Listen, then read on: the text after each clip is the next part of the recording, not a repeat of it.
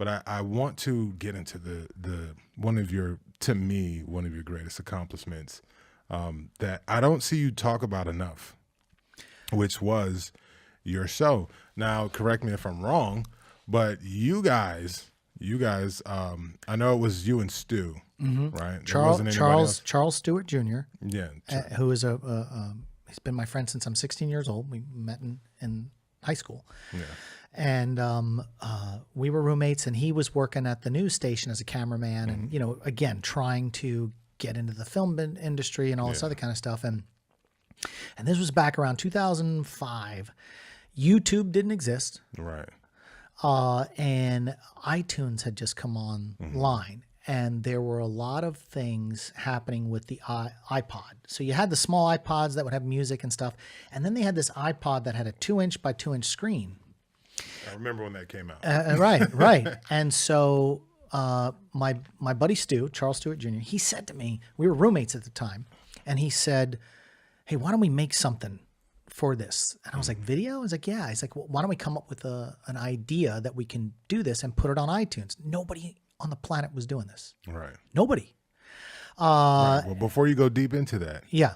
With that said, is it safe to say that you guys created the first scripted new media series? Absolutely. Like ever. Yeah, and like you guys can't ever take credit for it for some reason, or it's like it just got lost in the lexicon of the world, and how fast all the streaming and all of the YouTube just went from here to here. Yeah. In a 5 or 6 month period, we just got lost. Yeah. And nobody, you know, there are people that remember.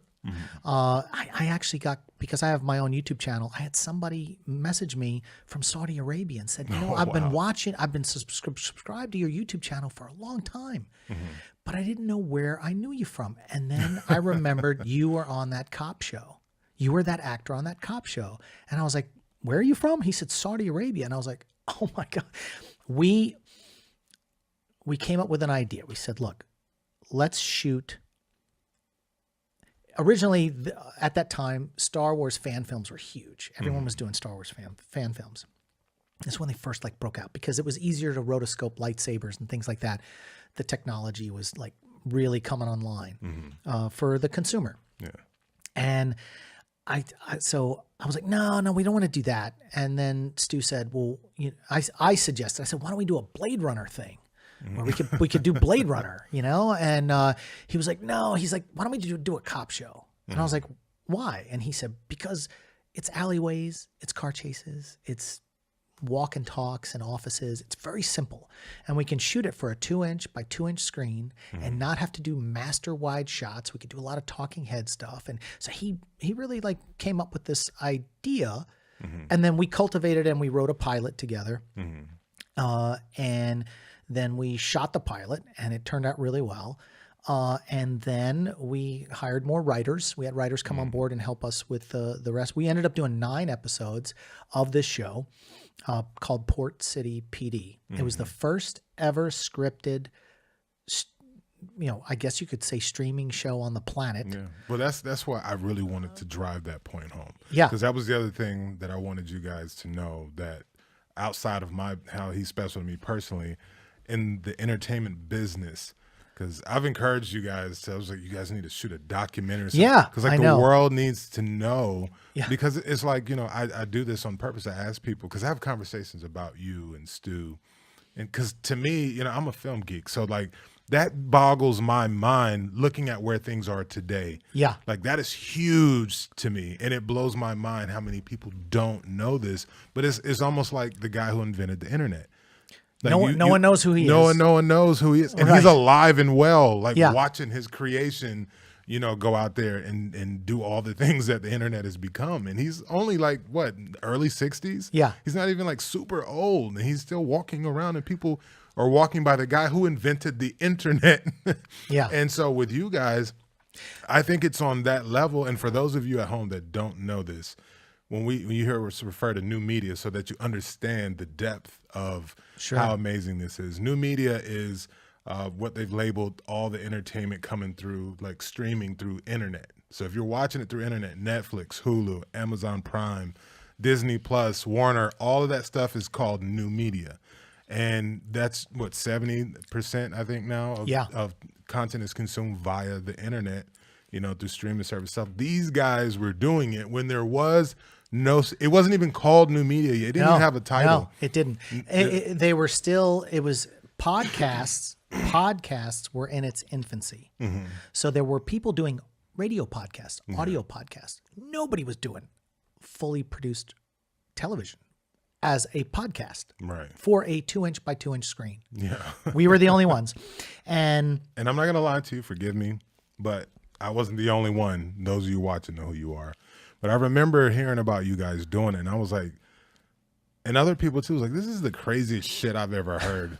Like, you can't put a TV show on the internet. Like, yeah. It was insane, but you guys had a foresight. Well, it wasn't you guys. I'm telling you, Charles Stewart Jr., Stu, my good friend, he saw it. Mm-hmm. He saw it. It was almost like a Steve Jobs moment. He saw this coming down the pipe. It's amazing. But we were about 6 to 10 months too early. Okay, so what happened was we shot our show.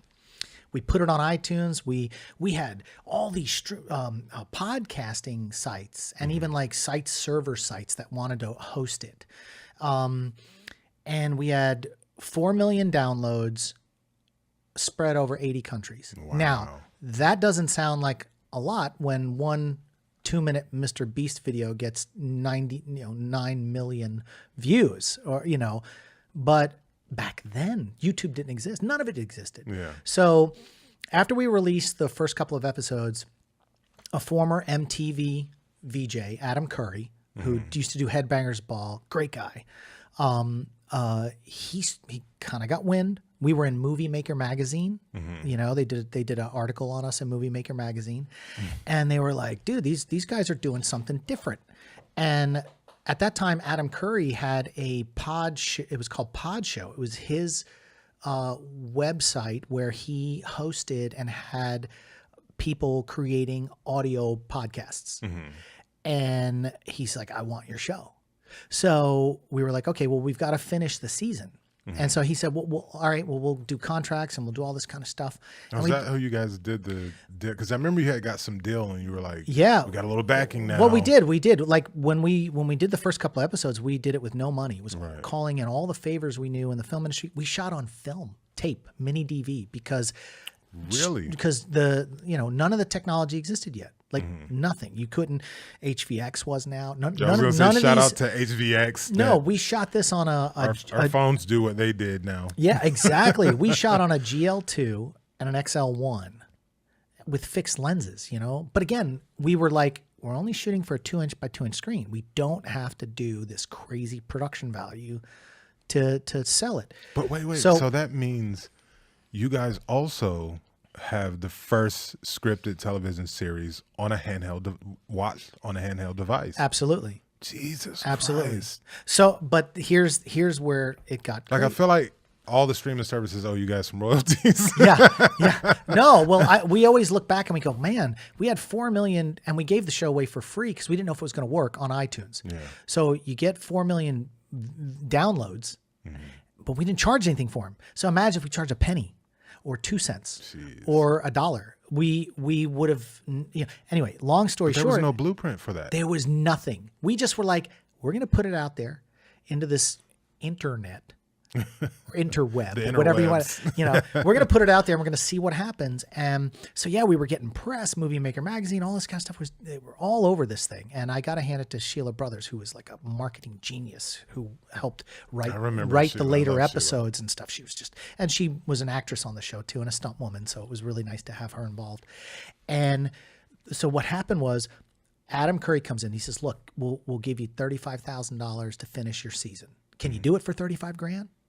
And we'd already shot a couple episodes for nothing. And we were like, dude, we did a season for $400. We were like, yeah, we can do that for $35,000. And, but we made sure that everybody was paid. Even the actors, if they came out for one day, it was, back then, oh, hey, $50. Now, nobody was paying anybody anything for independent film in this town. So just to get $50 or, here's $100, or like the people that were bringing gear could get a rental out of their gear. Mm-hmm. So we ended up doing 9 half-hour episodes And then 6 months after being on Podshow and iTunes, YouTube launched. And here's where it went south. We had a 5-year like contract with Adam Curry and his thing. Okay. So we couldn't like go put it on YouTube because he's trying to drive traffic to the Podshow network. Yeah. So you could have been one of the original YouTube successes. Man, if we'd have put this on YouTube back then, it would have blown up to something on the scale of like we probably would be in season 20 of it now, Yeah, whatever the case may be. But we were kind of hamstrung by contracts. I didn't know that. We couldn't do anything with it. I was wondering why, And because so, you guys were on the forefront. So then everything takes off on YouTube, and the rest was history in a matter of 6. And everybody's watching what you guys did and going, well, shit, we could do that on YouTube. Yeah. And so people started doing, things on YouTube. But so in a 6 to 10 month period, we were the hottest thing on the planet. And then we weren't. And crickets. And I couldn't do anything with the property or anything. Yeah.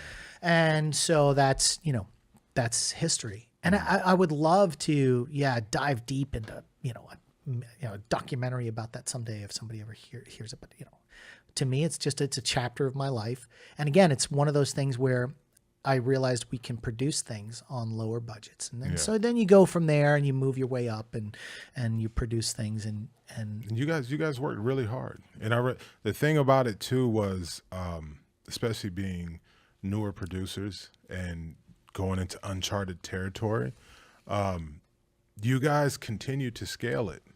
Like it got better. It got better, yeah. Production got better. Yeah, you know what I mean? We would get car mounts and mount them on cars and do car stuff. And yeah, man, I mean, the production value definitely went up. So when you watch the first episode, the second episode, then when you see 3, 4, 5, 6, 7, you're like, whoa, whoa, whoa. And then the storylines got really good too, because we had multiple writers doing things. But again, like, but then you also had people wearing a lot of hats. So if you do watch the show, and I don't think it's out there anywhere, to be honest with you. I don't think you can find it anywhere because it's been so many years. And but you can see the flaws in it. But people forget that we were trying to shoot it for a 2-inch by 2-inch screen. So we weren't trying to do giant crane moves and things like that. That just wasn't something we were doing, because our whole thing was people are going to sit and watch our show and get an oil change. Yeah. And while they're sitting there getting an oil change, they could be on their iPod. And then it became a video iPod and became almost like a phone. And then the next thing you know, a phone came along. And then and so, yeah, I mean, we were there at the infancy of it. And it's an honor to like be a part of that. Yeah. It's a history, shame. bro. I know. You got to admit it, man. You got to just live your truth. It's historic. Yeah. And people should know. That's why that's one of the main things I wanted to talk to you about today, because it was like, people need to know this, this bit of history that, there's no telling what you guys inspired, because no one comes to you and says, no, hey, I happened to look when I was, 19, I saw you guys doing this thing. And then I became a filmmaker at 25 and was like, okay, I can do that. Or, hey, all the shows and things are people going, man, we don't have any connection to Hollywood. We don't have any connection to networks and studios. Oh, well, look at these guys. They just put that shit out on the internet. Yeah. Well, let's do that. Let's do that. But, we did have some success later on with it. Once we could get the rights back. I had an agent at the time, Maureen Cooper, and just to handle that. We were able to get it on cruise ships, airlines. Nice. And so we literally, Charles Stewart Jr., Stu, he directed some of the episodes. He was on a cruise ship with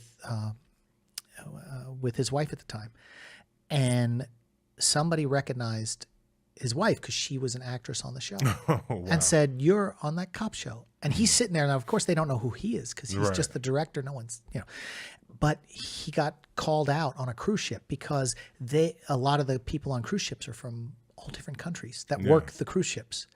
And so again, like 20 years later plus, I get a guy from Saudi Arabia that goes, I've been watching your YouTube channel for over a year now. And I kept looking at you and I'm like, I don't know who this guy. And then you were on the cop show. back in the day. And I was like, oh, wow. Yeah, but I mean, do you realize how invested people have to be to recognize you outside of it? Yeah. Like they have to be very invested in it to see Stu's wife at the time on a cruise ship and go, hey, or to be following you and like, I follow you because I just knew I knew you from somewhere, but I couldn't figure out. And all those years back, I used to watch your show, and I'm still watching your content now on YouTube. You know, but to even be, you know, to make that correlation, and it was good, you know, because I think episode 6 or 7 we were able to have you on, and you played an assassin type character, and we had a fight scene, me and you. Can you imagine? I mean, you threw me around like a paper doll, a rag doll. Well, you know, at that point, it had it gotten to a point to where I was like, see, there's a thing where you're like, okay, that's really cool, and you know, I might want to be involved at some point, but that's where you guys are like trying to get people to come to you, but then your hard work and success comes to a point to where it's like now people are like, hey, what about me? Like, you know, you think I could come play with you guys? You know, people start coming to you and like, you know, and it got to that point. And that's what it was. Like, and we did have some friends in our social circles, especially actors, that were mad they didn't get a shot on the show. And I was like, we didn't only had so many cops. We only had so many bad guys. Like we could, you know, but we did. We had some people.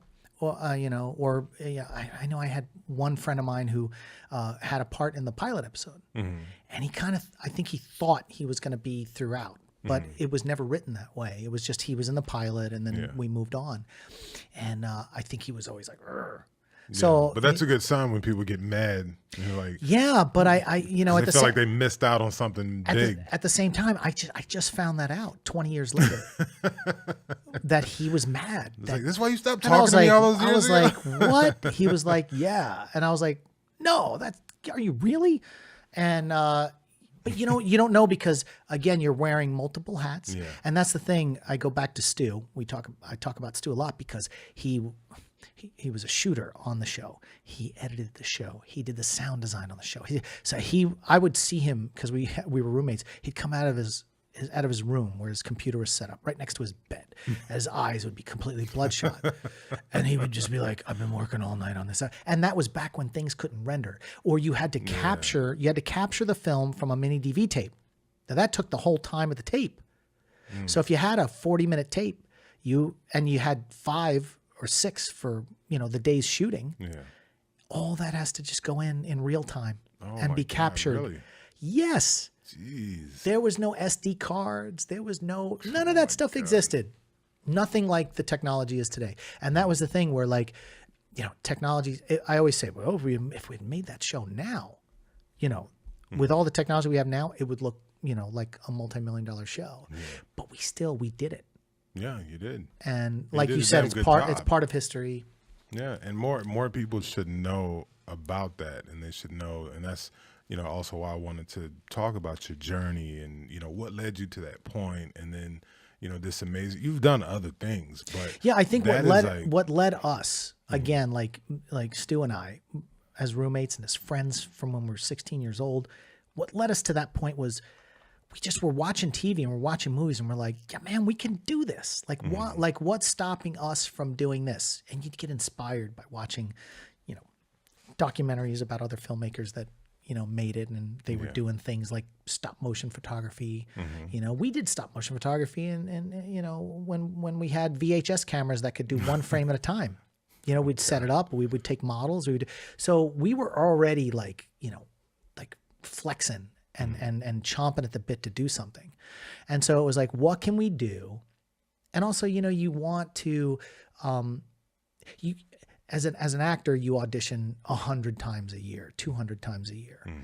And, you know, 85% of all Screen Actors Guild actors work 3 jobs a year, and they could be 3 day players. So you're looking at $900 a day for 3, and the rest you're waiting tables. The 15% of Screen Actors Guild members are Tom Cruise, Julia Roberts, all of the top tier people.